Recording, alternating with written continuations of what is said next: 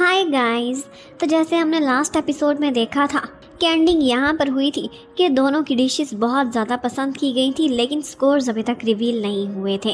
तो अब हमें स्कोर्स दिखाते हैं। ये हियोन ने मिंग के बावर्ची को 8 नंबर दिए थे। ये देखकर तो सबको लग रहा था कि बहुत फेयर डिसीजन है, लेकिन दूसरी तरफ दिखाते हैं कि मिंग के ड्यूक ने जॉसन की बावर्चन को यानी कि जियोनजी को सिर्फ और सिर्फ 1 नंबर दिया था। वही मोटू जो पहले थाली चाट करने में 1 मिनट नहीं लगा रहा था, अब नंबर देने में सिर्फ 1 नंबर दिया था उसने। ये देखते ही सारे लोगों की हंसी छूट जाती है। चीटिंग करता तो थोड़ी ध्यान से तो करता, सबको पता था। वीआईपीज़ ने भी ये खाना खाया था, उसका खाना किसी अंग से भी 1 नंबर डिजर्व नहीं करता था। अब इस पर जी हियोन आवाज़ उठाता है और कहता है कि क्या आपने ये सब मजाक समझा हुआ है? आप इतनी खुली चीटिंग करेंगे और हमें क्या रियलाइज़ भी नहीं होगा?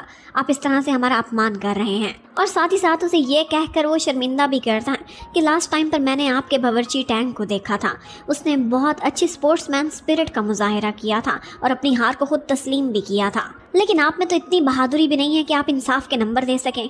हर किसी को पता है कि आपने चीटिंग करी है, लेकिन वो हाथी ये मानने से इनकार कर देता है और कहता है कि मुझे जैसा लगा मैंने उतना ही नंबर दे दिए और गेम के रूल्स यही थे। यहाँ पर जी हियोन उससे कहता है कि ठीक है, फिर मैं अब रूल्स बदलता हूँ क्योंकि मेरी पावर्स तुमसे ज़्यादा हैं। जहाँ पर मैं नाइंसाफ़ी होते देखूंगा बर्दाश्त नहीं करूँगा। और फिर उसके बाद कहता है कि हर बावर्ची उसके अंदर खुद सबसे ज़्यादा गुण होते हैं अपने ही डिश को टेस्ट करने के, इसलिए आपसे बेहतर है कि ये दोनों बावर्ची खुद आगे बढ़ें और अपने अपने खाने को टेस्ट करके उसे इंसाफ से नंबर दें। और फिर इसी के साथ ही जियोनजी की टीम भी आगे बढ़ती है और साथ साथ टैंक की भी। वो लोग अपना अपना खाना टेस्ट करते हैं और उसके बाद उनसे पूछा जाता है कि आप आगे बढ़ें और अपनी डिश को कुछ नंबर दें, लेकिन जियोनजी कहती है कि हम लोगों ने बहुत दिल लगाकर इस डिश को प्रिपेयर किया है, इसमें हमारा खून और पसीना शामिल है, हम इसे कैसे इंसाफ से नंबर दे सकते हैं? हर किसी का यही मन करेगा कि वो खुद को परफेक्ट रखे। वो खुद को नंबर देने से अपोलोजाइज कर लेती हैं और उसके बाद टैंक और उसकी टीम भी आगे बढ़ती है। टेस्ट उन्होंने भी खुद का खाना किया था, लेकिन वो भी इसी तरह से जियोनजी की तरह एक्सक्यूज कर लेते हैं और कहते हैं कि हम इस तरह से खुद को नंबर नहीं दे पाएंगे। और इस तरह से फाइनली ये डिसीजन भी टाई पर ख़त्म हुआ था। पहले तो ड्यूक का मन करता है कि वो काफ़ी चिल्लाए, लेकिन फिर सोचने लगता है चलो कोई बात नहीं, टाई ही सही, लेकिन फिर भी हम 1 कदम आ गई हैं। वो इस डिसीजन को एक्सेप्ट कर लेता है।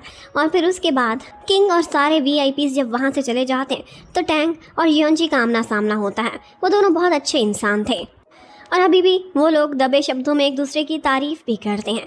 और उसके जाने के बाद जियोनजी से उसकी टीम पूछती है कि क्या ये लोग आपकी तारीफ़ कर रहे थे? जियोनजी कहती है कि सिर्फ मेरी नहीं बल्कि मेरी पूरी टीम की तारीफ़ की है इन्होंने। उसके इसी अंदाज और रंग ढंग की वजह से हमेशा उसकी टीम हाई स्पिरिट्स में ही रहती थी। अब जैसे ही गेम ओवर होती है तो जियोनजी को पता चलता है कि उसे महाराज ने बुलाया है। जियोनजी अंदर जाती है तो जी हियोन ने उसके लिए एक स्पेशल टी प्रिपेयर की हुई थी। वो ऐसी टी थी जिससे उसकी थकान भी दूर होती फील हो रही थी और साथ ही साथ कुछ स्पेशल था, उसमें चांद का अक्स दिख रहा था। टी पीते हुए वो साथ साथ एक दूसरे से कुछ बातें भी कर रहे थे, लेकिन जियोनजी थोड़ी सी नाराज़ दिख रही थी। जी हियोन उससे पूछता है तो वो कहने लगती है कि आज के खेल में आपने क्या किया था? भला कोई खुद को कैसे नंबर दे सकता है? अगर आपने इसका ऑपोजिट रखा होता तो मैं यकीनन विन कर जाती। जी हियोन उससे कहने लगता है कि आहिस्ता आहिस्ता मैं जैसे तुम्हें समझने लगा हूँ, मुझे ऐसा फील हो रहा है कि जैसे मैंने तुम्हारे साथ नाइंसाफ़ी की है तुम्हें इस गेम में फंसा कर। और ये गलत फैसला था कि मैंने अपने देश की ट्रेडिंग को इस गेम की जीत और हार पर दाव पर लगाया हुआ है। मैं सोच रहा हूँ कि लास्ट कंपटीशन को मैं अनल करार दे दूँ। इसके बाद माफ़ी मांगने के लिए बेशक मुझे मिंग के आगे झुकना भी पड़े, मैं झुकने को तैयार हूँ। ये हियोन जिसकी गर्दन ज़रा भी नहीं झुकती थी, उसने आज जियोनजी की सफरिंग्स की वजह से झुकने की बात की थी। इसका मतलब है कि वो पूरी तरह से प्यार में डूब चुका है और जियोनजी उसे तो ये हियोन की फिक्र हो रही थी। वो कहती है कि मैं आपको झुकने नहीं दूंगी, मुझ पर विश्वास रखें, अगला कंपटीशन हम जीत कर रहेंगे। बस यही बातें करते करते जियोनजी के हाथ पर गरम गरम चाय गिर जाती है। वो ये देखकर बहुत तड़पता उसकी फिक्र करता है और तुरंत ही डॉक्टर को बुलाने का ऑर्डर करता है। और उसके बाद जियोनजी से कहता है कि अपना ख्याल रखा करो, बेशक चोट तुम्हें लगती है लेकिन दर्द मुझे होती है। अब अगर कहा जाए कि उसने एक तरह से अपने प्यार का इजहार किया था तो गलत नहीं होगा, इनडायरेक्टली ही सही, लेकिन उसने उसे एक तरह का आई लव यू बोला था। अब हमें बाकी लोगों को दिखाते हैं। एक तरफ मिंग का ड्यूक अपनी टीम को बुलाता है और उनकी ठीक ठाक इंसल्ट करता है। कहता है कि मेरी तरह से थोड़ी सी चीटिंग तुम लोग भी कर देते, खुद को खुद ही ज़्यादा सारे नंबर दे देते और हम आज जीते हुए होते। जबकि दूसरी तरफ मॉकजू को दिखाते हैं, वो भी तड़प रही थी गुस्से से कि दूसरा फैसला भी टाई क्यों नहीं हो गया। वेल, अब इसके साथ ही कंपटीशन का तीसरा और आखिरी दिन आ जाता है। आज के दिन उन्होंने कोई स्पेशल किस्म का सूप प्रिपेयर करना था और आज के दिन ही ऑफ कोर्स जियोनजी को प्रेशर कुकर भी चाहिए था, लेकिन उसे पूरा विश्वास था कि मिस्टर चौसन किसी न किसी तरह से टाइम पर पहुंच ही जाएंगे। इसलिए वो अपनी टीम से हर चीज़ के इंग्रेडिएंट्स तैयार करने का ऑर्डर दे देती हैं। वो लोग तो थोड़े परेशान हो रहे थे, पैनिक थे कि अगर टाइम पर आपका वो इक्विपमेंट ना पहुंचा तो फिर हम क्या करेंगे। लेकिन जियोन जी उनसे कहती है कि डोंट वरी, मुझे पूरा विश्वास है वो टाइम पर पहुंचेगा, लेकिन अगर ना पहुंचा तो मेरे पास प्लान बी रेडी है।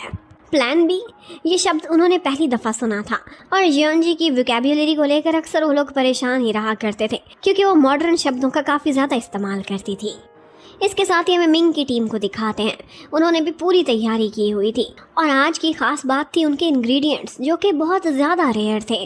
और ये देखने के बाद एक दफ़ा तो जी हियोन भी परेशान ही हो जाता है और सोचने लगता है कि इतनी स्पेशल और रेयर इंग्रेडिएंट्स को इस्तेमाल करने के बाद हमारी टीम इनको कैसे हराएगी। योन जी भी ये सारा कुछ देख रही थी, लेकिन फिर भी उससे पूरी आशा थी कि जब वो अपना खाना प्रेशर कुकर में पकाएगी तो उसका स्वाद ही कुछ और हो जाएगा। इंतज़ार करने के बाद जब वो फाइनली प्लान बी की तरफ बढ़ रही थी तो उसे कुछ आवाज़ सुनाई देती है। वही मोटू चोसन एक हाथ के बने हुए पैराग्लाइडर के साथ वहाँ पर एंड टाइम पर लैंडिंग करता है और फिर उसे अंदर एंट्री मिल ही जाती है। पहले तो वो योन जी को तंग करता है और कहता है इस ढक्कन को ध्यान से इस्तेमाल करना, ज़्यादा प्रेशर हो सकता है कि ये सह ना सके। वो कहती है नहीं, मुझे तो आग तेज़ चाहिए। तो कहता है जी भर के जितनी मर्जी आग जलाना, ये सोच लेना कि इसका फटना तुम्हें हराएगा या फिर इस गेम से बाहर होना। अब सारे लोग ये देखकर हैरान थे कि अजीब सी चीज़ क्या आ गई है। उस ज़माने में किसी ने प्रेशर कुकर नहीं देखा था। सबको देख के लग रहा था कि ये कोई बहुत ही हानिकारक सी चीज़ है जो कि किसी भी टाइम पर ब्लास्ट हो सकती है। लेकिन एक जी हियोन था जिसे योन जी पर पूरा भरोसा था। और जब कुकर की सीटी बजती है उसमें से इतनी सारी स्टीम निकल रही थी, तो एक तरफ तो टैंग और उसकी टीम ये सारा कुछ देखकर हैरान और परेशान थे, जबकि दूसरी तरफ ड्यूक और बाकी वीआईपीज डर जाते हैं कि कहीं ये चीज़ फट ही ना जाए। फाइनली उन दोनों का खाना रेडी हो ही जाता है और फिर जैसे ही जियोन जी का खाना पहले सबको प्रेजेंट किया जाता है तो अब की बार तो जी हियोन और उसके साथ साथ ड्यूक को भी ये खाना खाते ही लगा था कि वो लोग एक फॉनिक्स बन गए हैं और हवाओं में उड़ रहे हैं। इस अजीब से खाने की वो जितनी भी तारीफ करते उतनी कम थी। लेकिन उसके बाद जब मिंग का बावर्ची अपना सूप लेकर आता है तो बेशक वो भी बहुत लजीज था, क्योंकि उसमें स्पेशल इंग्रेडिएंट्स जो डले हुए थे। और अब की बार डिसीजन किंग और ड्यूक ने नहीं करना था, बल्कि इन्हीं बावर्चियों ने खुद करना था। उन्होंने दूसरी टीम का खाना टेस्ट करना था और उसे नंबर देने थे। ये रूल जी हियोन ने ही बनाया था।